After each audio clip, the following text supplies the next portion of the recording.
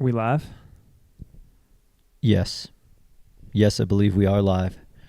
Good afternoon, everybody from the Single Track HQ. I'm your host, Brett Hornig. And I'm Finn Melanson.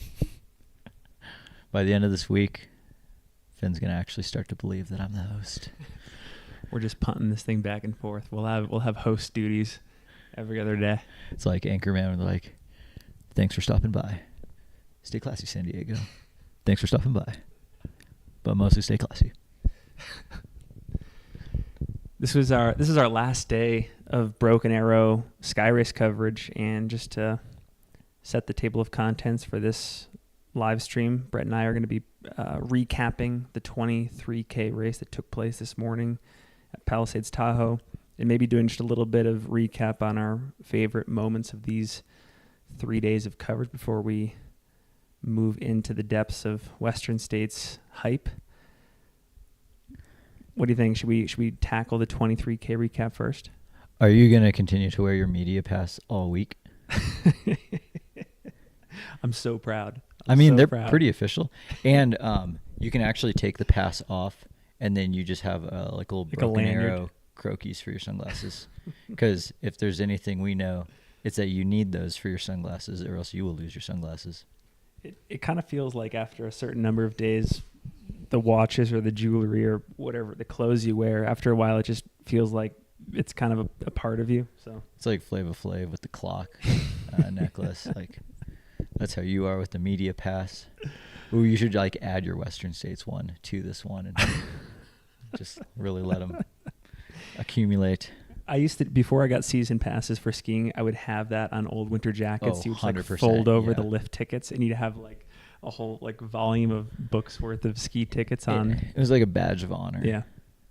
Good. And they'd go back many years. Good subtle flex there for sure.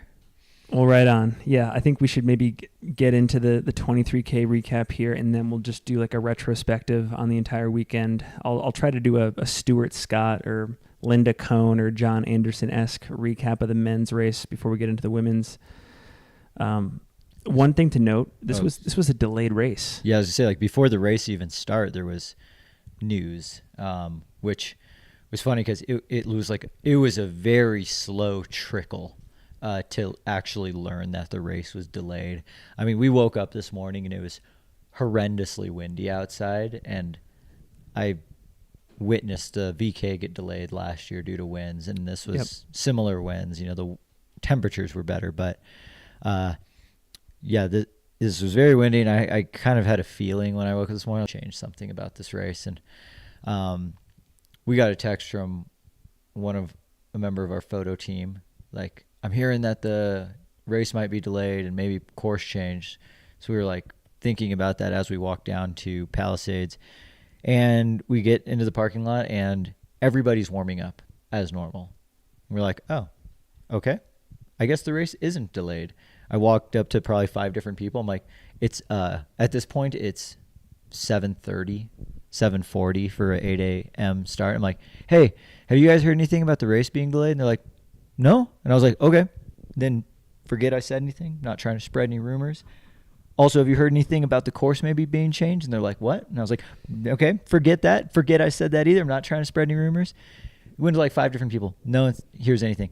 I pop up the live stream, and there's just a banner on there because the live stream was supposed to start at 7 and preview for an hour before going into the race. 7:45, it just says, race delayed due to weather, start time ETA 9:30. And I was like, oh, well, good thing I had my phone on me, unlike all the people that are about to run. So now I know that the race is delayed. And then finally, maybe 10 minutes before the original start, someone from the race came and made a big announcement that everyone who had just warmed up shall now go sit in their car for an hour and a half, because the race will actually start at 9:30. And instead of being the traditional 23K loop, which would be, one of the laps from the 46K yesterday, they would now just be doubling up the 11K loop. And the reason for that was because the tram wasn't running. None of the gondolas could run. There's too much snow to get any cars up to the higher part of the mountain. So in the case of emergency, they need to get an athlete down. They wouldn't be able to do that. So I understand that. So they were scrambling big time this morning. But then the race went off, and the 2-lap format was pretty fun from a spectator standpoint. The live stream was incredible. It was great. If anything, they actually had more live stream coverage because it was just 2 laps. So then the people got to be stationed on the course, and they saw everyone come through twice. So they had a big jumbotron in the village here at Palisades, and we got to watch the race there. And then, we got to watch and then be like, okay, it's time to go, actually be on course. So that was cool. Yeah, Finn, you want to take us through this men's race to start out? Yeah, there's just one question I had off that course change. Were there any obvious winners and losers of the course change among the women's and men's fields here in your mind? Like, do you think we would still be seeing the same podiums, the same top fives on either side based on the differences in that original 23K course versus this double 11K course? So, I thought someone who would benefit more from this double 11K course, because one of the things about the double 11K is not so much that it was like 2 climbs, 2 descents, but it was on the lower trails, so there was a little bit less snow. Yeah. There was still a lot of snow, but less of it. Yep. I thought Chad Hall would be Agreed. one of the 100%. someone to benefit big 100%. from that. Seemed like he did. It's hard to speculate on how he would have done on the other course. I was a little worried for Eli Hemming because the race got a little bit less technical. I can only imagine he would have just won by more had it been the full lap. Yeah. There were a few people though, with like Andrea Rosen. I think he dropped or fell way back because he jacked his ankle. Same with Liam Myro, also jacked his ankle during the race. So there was a few like actual mid-race casualties, and I think that's something that you're going to run into a lot on like a short trail race like this. That's not just steep up. Is you're like blindly running through the woods with someone 18 inches in front of you, just hoping for the best, and sometimes it doesn't pan out. Right. But it seemed like that. Even though it was still 22, it was 22K. There were still 4,000 feet of climbing and descending. So it didn't change the actual numbers of the race too much. It just changed the profile a little bit. So, I think while there was maybe some people who were minorly affected, positively or negatively, I don't think it changed it too much. Agreed. Yeah. Well, to go through a quick summary of the men's race from start to finish, you had Chad Hall and Eli Hemming making up that early lead dual pack with the chase pack of 3 about 5 seconds back in that first half mile. Chase pack would eventually catch back up around the 7-minute mark with Mika Bowden-Rousseau joining that lead pack with a mystery unidentified flying runner in fourth in hot pursuit. It was ultimately Eli, Mika, Chad, Zach Hanna, Andrea, and Henry in that order, plus a few others on that first downhill around the first aid. We did see Eli start to open the lead with Mika about 5 seconds back through 30 minutes. Chad Hall about 15 to 20 seconds back of those two. Eli was the first to the top of K22 on lap 1. Right off the top of K22, Eli, Mika, Chad all separated by 5 to 10 seconds on that downhill.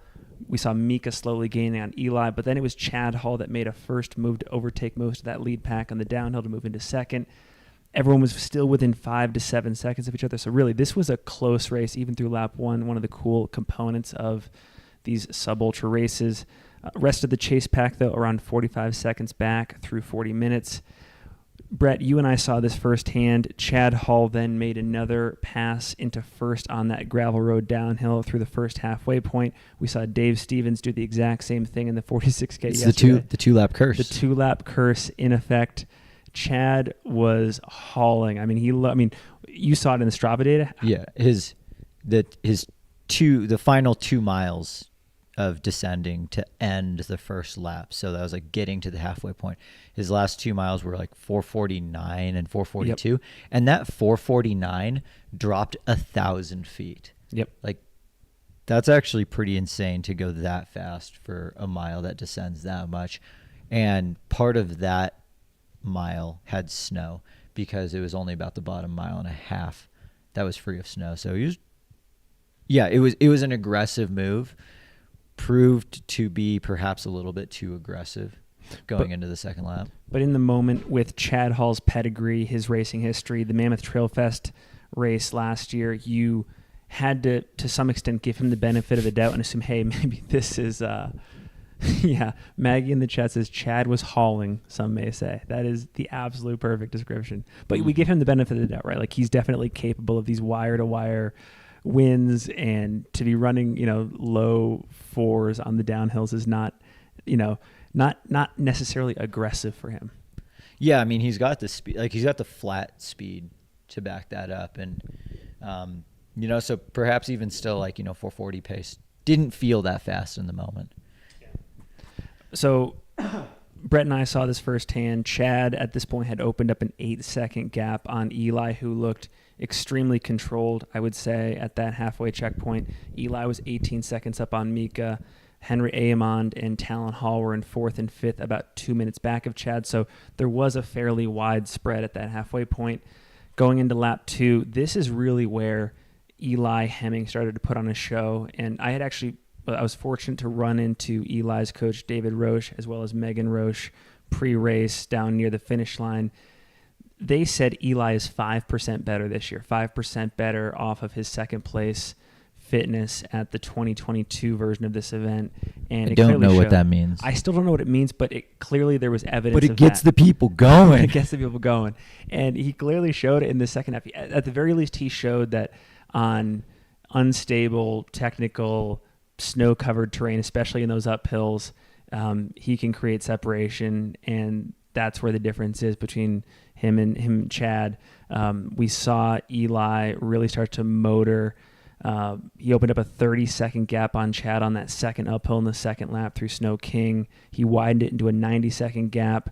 This was at that point a 2-minute lead over Mika, who was in 3rd place, hammering the uphills. But again, we also wondered in the second half, sure, Eli is creating a gap here, but just how much of a gap does he need to create on the uphills, given that Chad is so powerful on these downhills? He did it.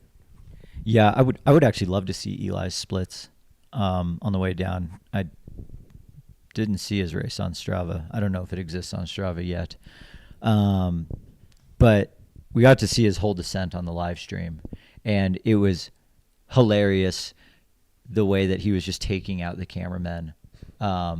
And God the follow bless. cams. God bless the cameramen and women. Oh my gosh, it was so funny, and the crowd was loving it. There were so many people. More people were watching the live stream, in the village this morning than any of the other days. Well, I guess not yesterday because there wasn't one, but especially more than Friday as well, because Eli was putting on such a show, just making it so difficult for the follow cams to keep up with him on the way down and before he hit the dirt. And yeah, it was awesome. But yeah, Eli, he made all the moves at the right times, like great racing tactics. And yeah, paid off with a huge win, which he was very stoked about afterwards. Like, cause he's not won here before, but this is not his first Broken Arrow.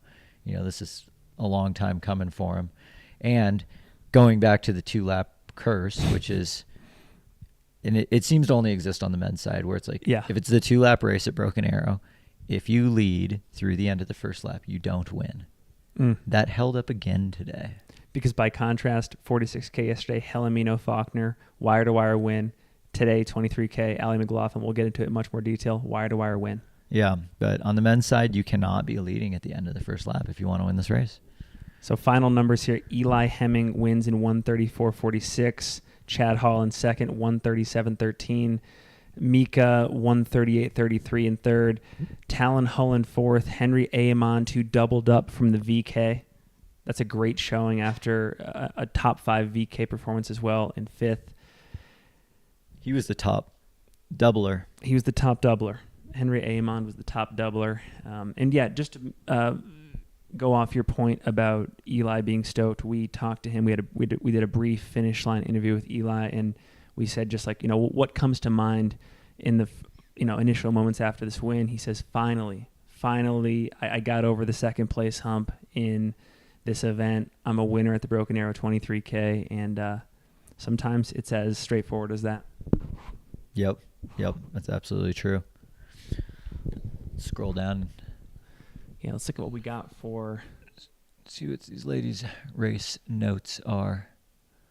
You want me to take us through sort of the play-by-play of the women's field, and then we can kind of break this down as well? Yeah, totally. So, Anna Gibson, Tabor Hemming leading this race in the first mile. Allie Mack gaining ground early on that steep climb to pass Tabor, move into second. Allie then into the lead, and from here, I did say wire-to-wire earlier. This was almost a wire-to-wire victory for Allie Mack. She took that lead there, chased by Tabor, Anna Gibson in third, but she never gave it up from there. Allie first on the downhill, Allie first into K22. Anna Gibson, Tabor Hemming sort of trading places early in that first lap. She was second over K22. Janelle Lynx and Sarah Wilhoit were always in third, fourth, fifth. Very exciting. We saw Allie come through running solo on that long downhill to the end of lap 1. She was motoring, flying, I would say in the same fashion that Chad Hall was. Oh, yeah. Yep. It was like very much, working the leg speed. And she actually moved into 19th overall through Snow King on lap 2. Anna was second, about 2 minutes back of Allie. Tabor in third, 5 minutes back of Allie. Impressive because we actually did see Tabor make up time on this throughout the second half of the race. Janelle in fourth, Sarah Wilhoit in fifth. It kind of stayed like this the rest of the way. But really, I think the main storyline here, nobody even remotely close to Allie on that final descent. Really an impressive performance for somebody that was not even necessarily planning to do this race on Friday. Allie Mack is back.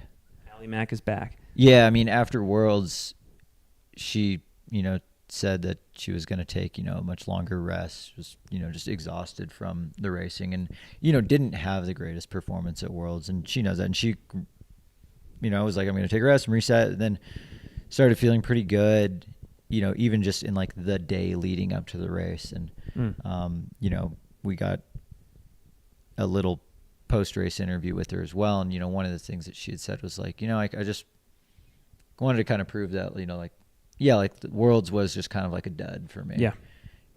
So then she just went out and did her thing. And like, anyone watching the live stream could see like she was just enjoying it, like enjoying just working hard, being out in the mountains. And like, I think when Allie Mack brings that kind of mindset to a race, like she's very, very difficult to beat. And, she gets the, in the tour every day, every stage, there's a most aggressive rider award. And usually it's the rider that goes off the front early and they usually get caught by the end. But oftentimes they're still awarded that. Allie Mack went off the front early. Yes. And stayed away the whole time, even extended the lead. No one could, she was untouchable today. So she was the most aggressive award, I think, across both the men's and women's races. Something that I'm still wrapping my head around and trying to study the trends of and to notice peaks and valleys and when athletes are really making something their A or their B or their C race.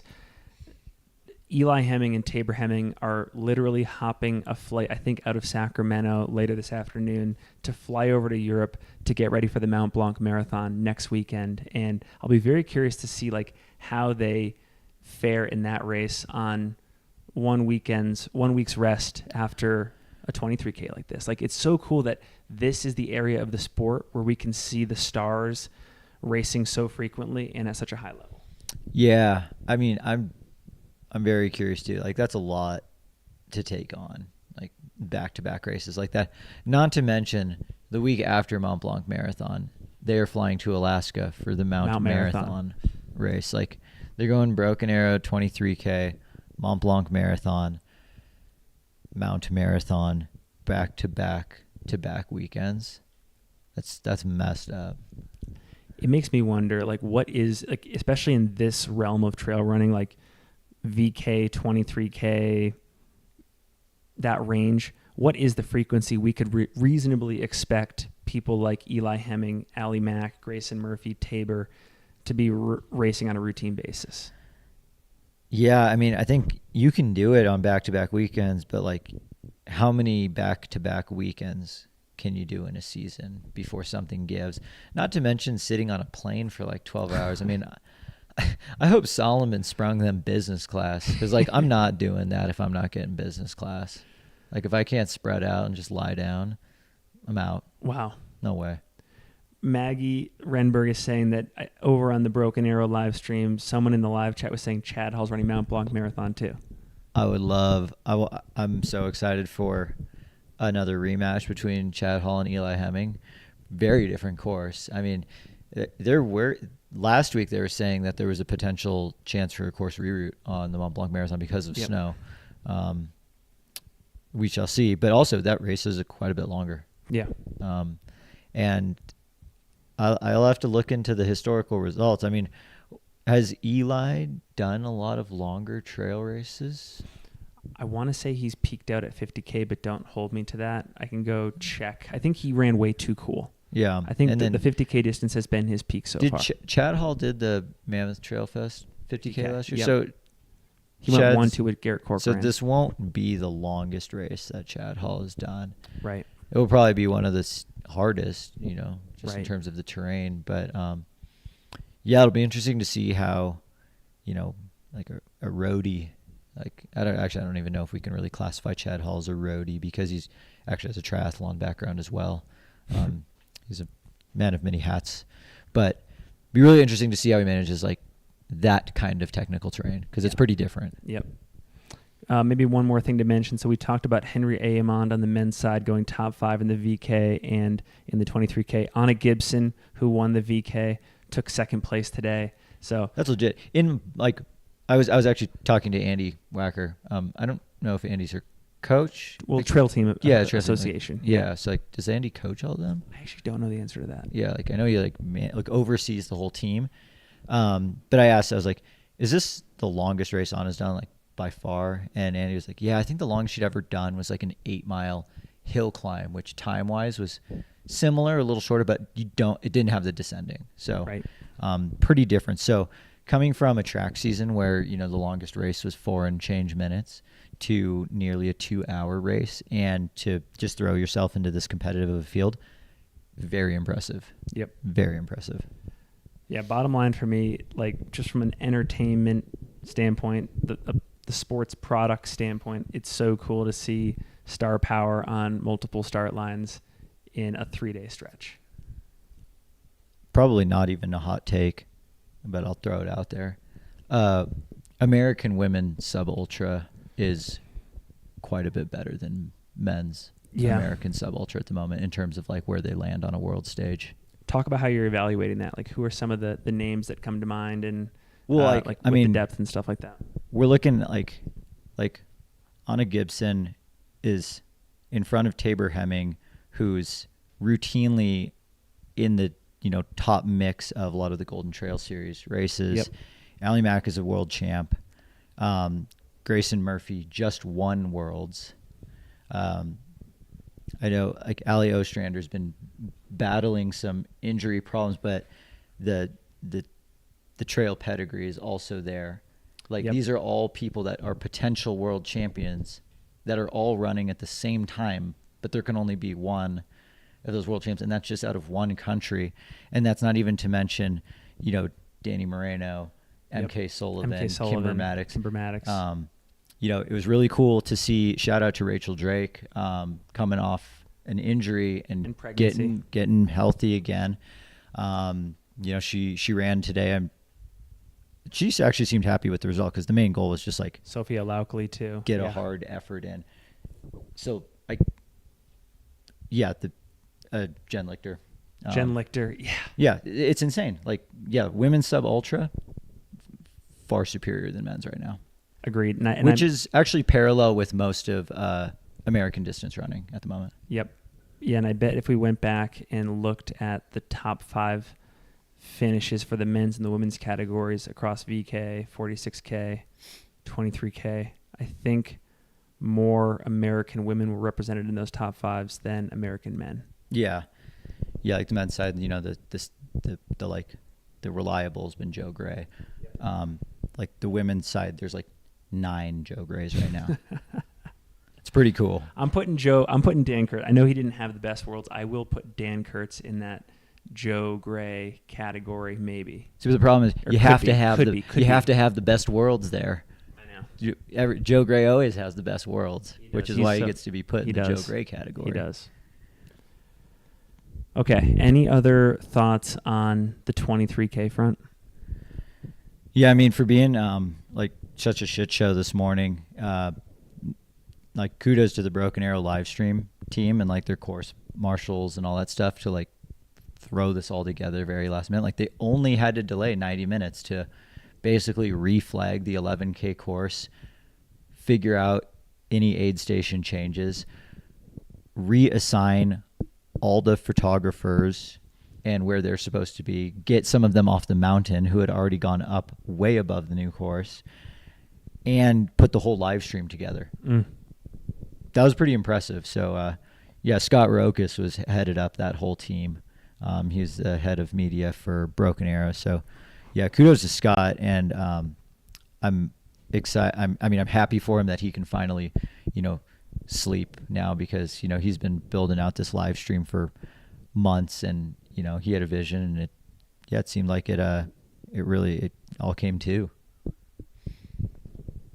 Any whole weekend thoughts that we could sum up just based on the VK, the 46K, 23K that stand out as we're staring off into the clouds are moving so fast. The clouds are moving so fast right now. Like this, by the way, the view, you can't see it here on YouTube, but we're looking at almost floor to ceiling glass panels looking out onto Olympic Valley, Palisades, Tahoe. It's beautiful. So, single track HQ. Inspiring place. Be popping over here. Yeah, I mean, I think again, Broken Arrow is one of the more competitive like U.S. trail races. I wish there was a 46K live stream because I think those races, they were closer than today even. Yeah. Those races were really exciting. Like I feel like the 46K got brushed under the rug a little bit, and I'm glad that the competition was still there because it made for an amazing race and it was really exciting to watch, and I'm sad that the only way to have watched that race was to be here on the mountain.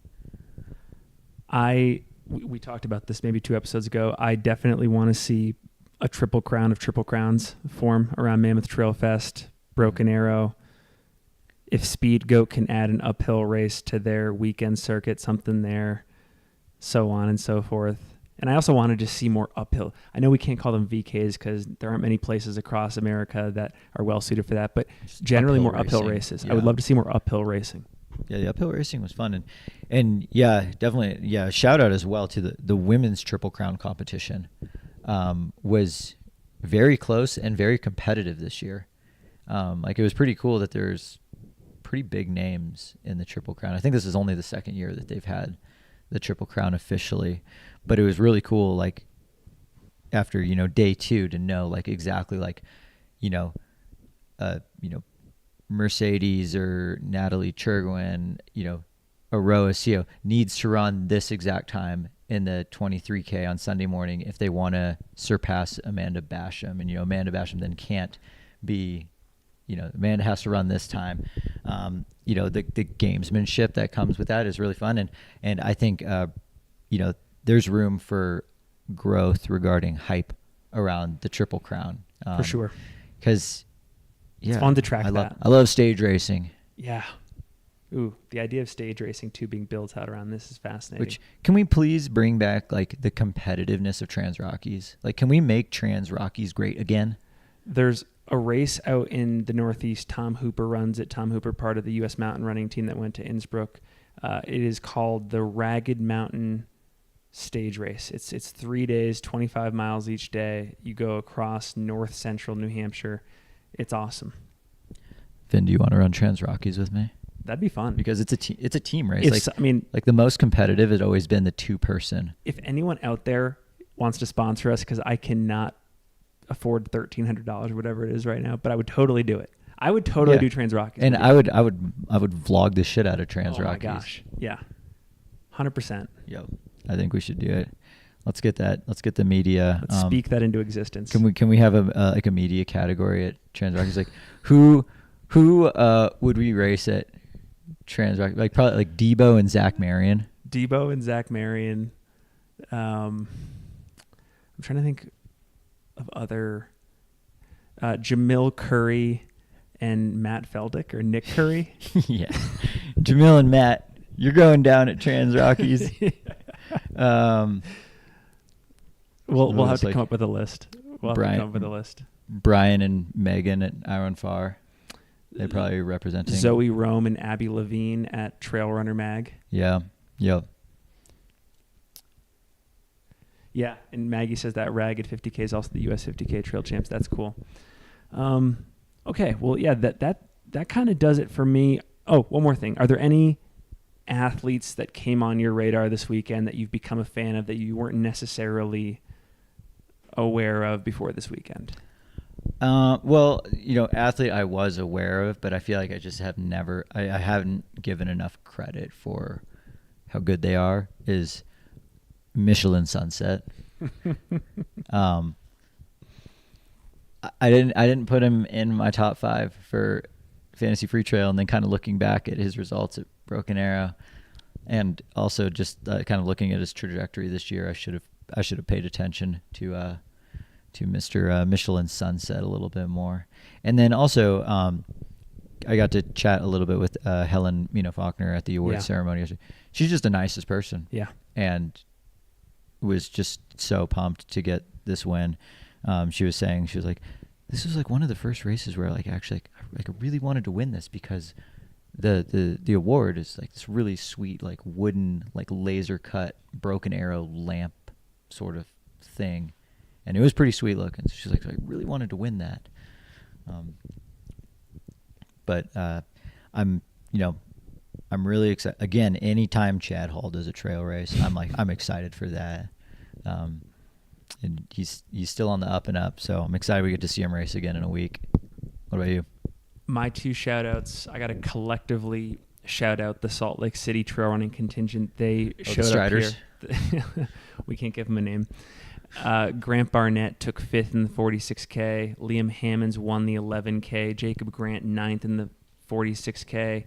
Garrett Corcoran ran the 23K. I think he had a great race. He had a great race. I mean, we saw him come through in 9th or 10th on the first lap, looking pretty haggard, but still was able to pick off 3 or 4 runners and finish 6th overall. Yeah, what did he say to you as he ran past you on the first lap? Didn't he just say, like, I suck? I'm or something cooked like or something. Yeah. And this is something I love about Garrett, and I think it's something that is special about trail. Garrett was an elite runner at Cal, raced people like Adam Peterman back in the collegiate days, among many other people. And I remember talking to Garrett like 2 years ago when I first met him in Salt Lake, and he's like, I only run for fun. I don't take this seriously. I'm out of the game. I'm totally burned out from the collegiate days. Like, I want nothing to do with a race. And fast forward 18 months, and here he is, like, basically at the top of the sport, and realizing that, like, he's like 1 or 2% of fine-tuning away from putting together a result like Eli Hemming did today. So I'm very excited that he has been able to reinvigorate that passion and that skill set, and excited for the rest of the year for him. Although I think he did say he wants a break. I think he'll probably take some time off in the next month or so to recalibrate. Yeah, and Garrett Corcoran was rocking an amazing kit as per usual. If he doesn't, it's funny. His last race he was wearing the USA kit, and this week he was rocking a Reagan Bush 84. Like 84 cut off T-shirt, and I went up to him. I was like, dude, that's quite the kit. He's like, well, one of the perks of being unsponsored, I guess. Yes. Yeah. I almost don't want Garrett to get sponsored. I'm not sure he even needs it, but like, I don't want Garrett to get sponsored because I want him to maintain that individuality. Yeah, I want him to get sponsored by like Hot Topic or something like that. So that way you can just wear ridiculous T-shirts. One more person that came on my radar. Well, she was on my radar because we did the Sunapee Scramble live stream, but Anna Gibson, we had a chance to interview her at the finish line, and she has this aura around her. She just carries so much swag, and I mean this all in a positive way. Like from she has like this like triathlon vibe, and I think it's so cool, and like professionalism, and when I saw her finish the race, it made me realize like how far the sport is coming from its days of like true amateurism to somebody who like has like this like really elite collegiate level experience and is very explicitly trying to put it to work here in trail, is invested in the trail team, stuff like that. And I was just so impressed.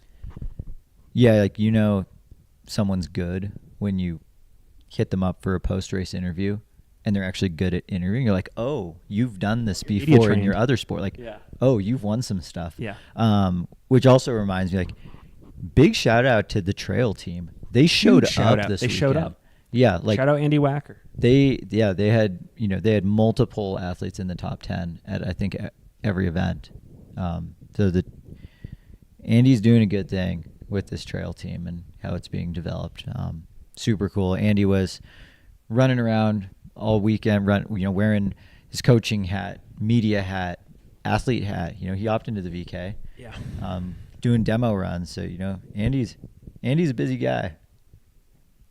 And he's doing some great things for the sport. Any other final thoughts before we talk a bit about our Western States plans?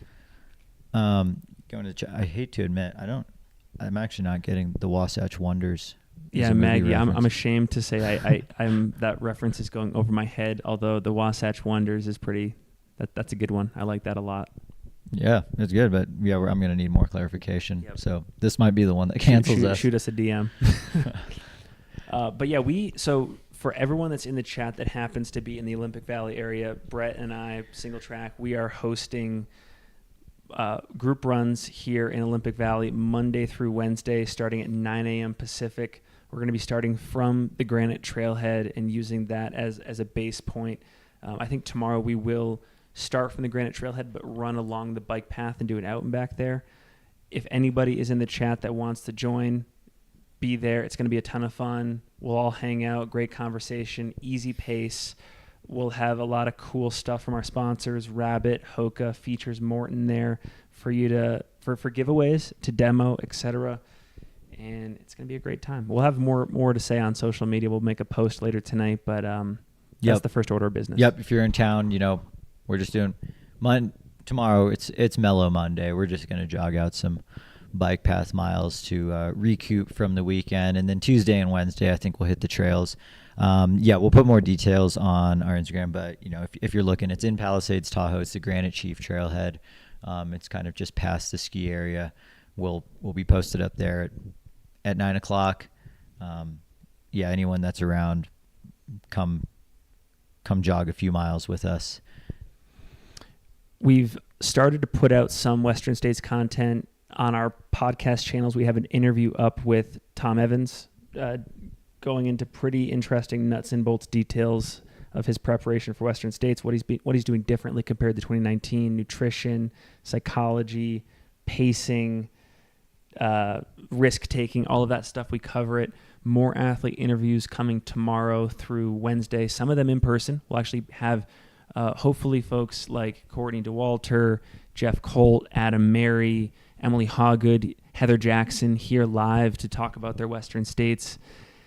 Very excited. And then operator interviews too. Maybe Billy Yang. Maybe. We can't confirm that, but maybe. Yeah, I got to text him. I got to text Billy. It's going to be a lot of fun. And then, of course, we're going to have we are going to split the men's and women's fields into 2 different live episodes. Yep. And, maybe once we do whatever at the tail end of the second one, I don't know if it's going to be the men's or women's yet, but the tail end of the second one, we should snake draft our teams and write those down and then figure out how to win that competition. There were actually 2 people that came up to us during the 23K today that had watched yesterday's live show that said, you guys better do the snake draft. Yeah, we'll do the snake draft for sure. So, well, I guess snake draft's kind of boring with just 2 people. Maybe we should throw Mike McMonagle into a 3-person, because that way then someone, it'll snake better. We'll go live, I think, at least once a day, Monday through Friday. At least Monday through Thursday, we'll go live once a day. One of the lives will be the men's preview. One of the lives will be the women's preview. Maybe the others are other interesting storylines, course stuff, or operator interviews. in addition to those athlete interviews. So we're really stoked. And then we'll talk more about it on Thursday and Friday, but I think we have some really interesting companion-esque summarization content coming at you on race day, Saturday. We have a huge team of videographers and photographers, and I know we're going to cover this race in very great detail from start to finish. So I'm very excited about that. Yep. Yeah, it's going to be, well, on paper at least, it's going to be awesome. We'll see if we can do it. I'm gaining confidence. Me too. Yep. Yeah, especially as the team continues to grow. It's going to grow by a few more. Tonight, it's like I just watched The Hangover like a couple months ago, and it's when Alan's giving his speech. He's like, I used to think of myself as a one-man wolf pack, and then I met you, Finn, and you, Dylan, and you, Ethan, and then I thought, wait, could it be? Yep, and that's when I knew my wolf pack had grown by 3. So now it was me and Finn and Dylan and Ethan, and we were 4-man wolf pack. But the wolf pack's going to grow by even more. Dude, I'm already starting to worry that by the end of the week, Ethan and Dylan, who are with us right now, are going to be too cool for us because they're just putting out such fire content, and like they're just going to leave us in the dust. So let the record show that we knew them before you guys knew them. Do you have them like on like a signed contract that they have to stay with us through Western States and that they can't get poached by someone else? They're totally going to get poached. No, dude, they're going to get hired on like Thursday. Like Nike's going to come in and just be like, hey, do this stuff for us. And like, what are we going to do? Can't compete with that. So, oh gosh. Anyways, hey, thank you all for joining us this weekend for Broken Arrow Skyrace coverage. I know we enjoyed it, but it'll also be nice to just have 5 days of building hype for a race. We love Western States, and damn it, I'm excited it's here. Yep, it's going to be awesome. Yeah, maybe we should link to the Discord server so that way we can get some ideas. You're going to blow this up?